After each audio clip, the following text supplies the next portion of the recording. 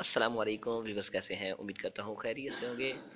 Islamic نعرے channel میں خوش آمدید۔ تو ویورس، آج اسلامک نعرے چینل میں ہم آپ کے لیے لے کر آئے ہیں بہت ہی بڑی اپڈیٹ طریق لبیک کے حوالے سے۔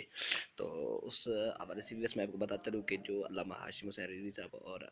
قبلہ امیر المجاہدین کے فرزند ارجمند حافظ سعد حسین رضوی صاحب کے درمیان معاملات چل رہے تھے، وہ الحمدللہ آسان طریقے سے اور بہت ہی پیارے طریقے سے حل ہو گئے ہیں۔ تو ویورس، یہ ساری ڈیٹیل میں آپ کو بتاتا ہوں آگے جا کر، لیکن اس سے پہلے میری آپ سے چھوٹی سی ریکویسٹ ہے، اور وہ یہ ہے کہ جو لوگ ابھی تک ہمارے چینل پر نئے ہیں وہ جلدی سے چینل کو سبسکرائب کر دیں اور ساتھ لگے بیل آئیکن کے بٹن کو بھی پریس کر دیں تاکہ ہماری ہر نئی آنے والی ویڈیو سب سے پہلے اب تک پہنچ سکے۔ تو ویورس، ایک مہینے سے تقریباً یہ جو سوشل میڈیا پہ چل رہا تھا کہ علامہ ہاشم حسین رضوی صاحب کو تحریک لبیک سے نکال دیا گیا ہے، ان کا تحریک لبیک سے کوئی تعلق نہیں۔ تو ویورس، کل پی پی 87 ضلع میاں کے تمام رکن شورا،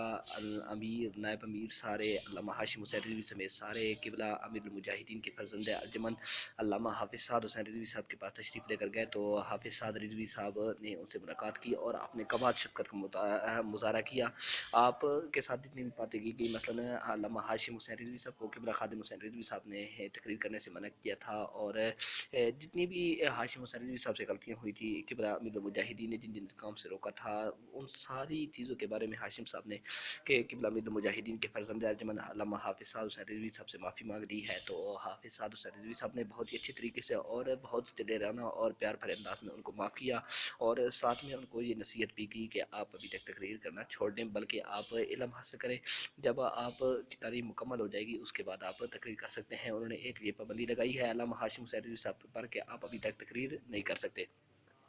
اور اس کے علاوہ آپ نے بہت ہی کمال شفقت کا مظاہرہ کیا ہے۔ آپ نے علامہ ہاشم حسین رضوی صاحب سے بہت پیار کیا اور ان کو دوبارہ تحریک میں رکھ لیا ہے، اور ساتھ میں انہیں یہ آرڈر کیا کہ آپ دوبارہ اپنی پڑھائی جو ہے وہ بحال کریں، جب آپ کا یہ کورس مکمل ہو جائے گا اس کے بعد آپ تقریریں کرتے رہیں۔ علامہ حافظ خادم حسین رضوی صاحب رحمۃ اللہ تعالی علیہ، کیونکہ آپ نے قبلہ ہاشم حسین رضوی صاحب کو تقریروں سے منع کیا تھا کہ آپ کی بھی یہی بات تھی کہ آپ ایک دفعہ مکمل کورس کر لیں، اس کے بعد